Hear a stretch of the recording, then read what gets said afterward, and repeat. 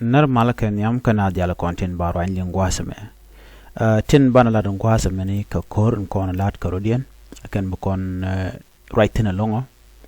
na kor kon tin tuɔɔk tama ko take a kor tuɔɔk to go de kon keling ane baran bana rodan chupal fin keling dien ko gwasme kan kono niam ka kwi kore titi kan tu kore tin lerodian an walle shanga jandang raw wida diok ko fay di ron kina dang raw jandang raw di bana ler me bana jeling ala ler kore titi ne kan kono tok yemene nyaka ne mene okay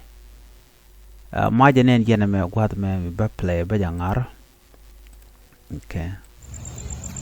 menen jena me gwad me kur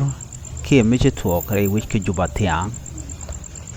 ka jen changa jendang ro wide dioko le la wedara mo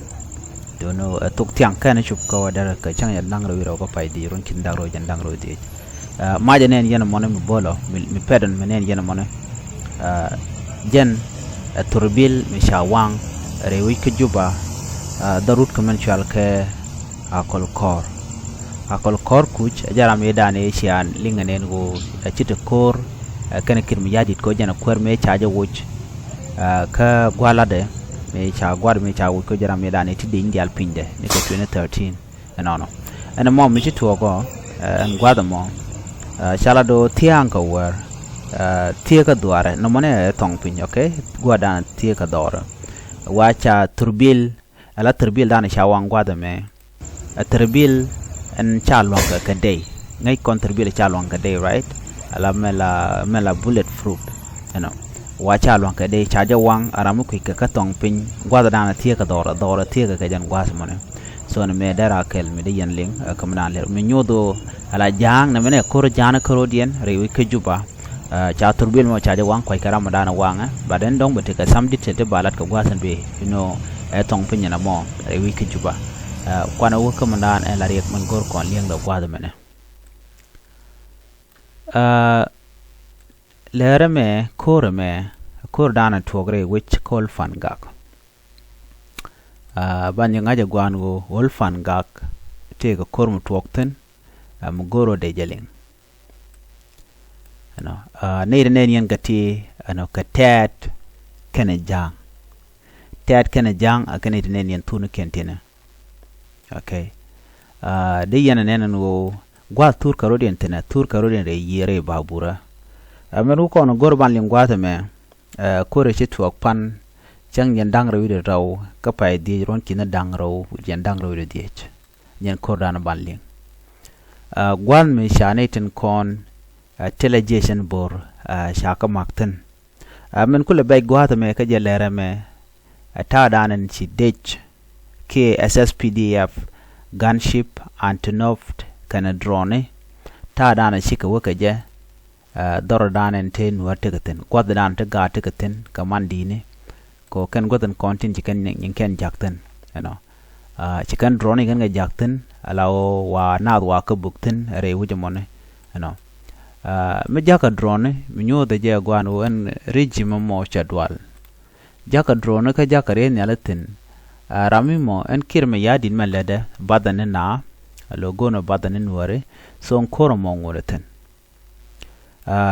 koromo meche tuok pan ci jeshen bor shikan dini SSPDF changne me ala SSPDF ala ground force dana tikeke chiken ka dak ko wa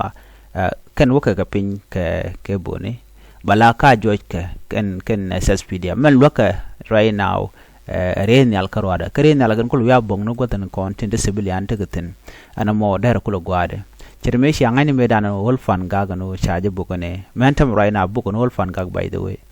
goda dan ta ga tegatin ta mandin tegatin no kan goda content bukan ka kenetin kon la ja mugi kona kore me shi kor bu mal tok kore me batok alo sha tet kana jang cha ka joj cirke me shanga jene me shaga jojene la kana jen kare nyal bo ko kujimi denen gwad me tege pul cha pu de ken ku kan celebration la de shiga na ishi kan fanga kana kevla ni fanga bade kai tele ni fanga mi kana kev cha ga joj fanken men jikona bej ta dan la kan ya boko je ba tele ripon mishanong gwada nana shi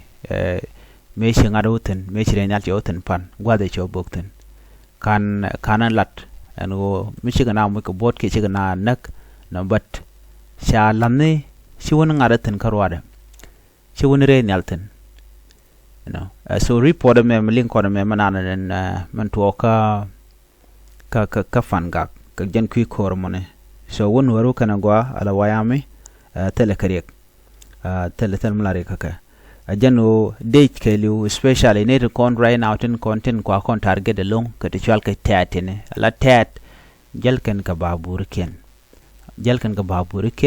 ka boni ken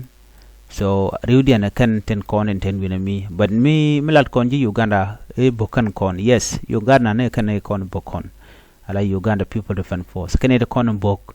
re wika fangak kuti ritual ka ati kana jangu kana jalka pin yo bare nyal baje jak be kana ga pin anyok babure na jalga ke babur she shup already she shup gwada hanen dong de larno babur ba we ba na kulo kamra ba na kulo ko no minen yen mutigre babur kan tadi alten shankare babur yen la sanctuary ga kama alo shi kare na wutin mite ne tuwe bu jal ke boni ko bonte keten tega babur ko ken bonne ana bada wotele mishi ko ga ground force tele ramla ken kaka la ka dakana kendial so jen chikana gorno buga rudien tiya kan wermon but ke social media reckon way chicken weri gan ga joj batal weri gan ga joj pain ken cha ga joj cha ga joj jejen bor dio je ngayen were fan ga no kane tede chicken ite de joj te dem to men dagna che man chala yere nyal karwada chu ground force mo nguna mo keliu telemi dak ke o regime la kan shwa ya goro bikan ngarenang bikan yal kan jak bigna kulo kan kulo boko khijimi so jan makorwade telem do dien mi lerode but bongna me pan jen bongna mon goro de nywa ya kelno shaul fan ga kanti jaje bok pan ka chang jan dangro wi raw ka fay de ron ki dangro jan dangro di jen kuumɛ kelma yadi ke kan boko drone but tele report mi shane no mo dong do la ro report mi chatena but o shikori talk but ngore not yet kan kon all the detail about miteram chiliu keram chamu ka bot kanano so again dan and go ready nywa yen mane ke next video bo konetana bana kore tuɔɔk ba pan ka changen dang ro re which kanasir bana jeling ane biata kamal bye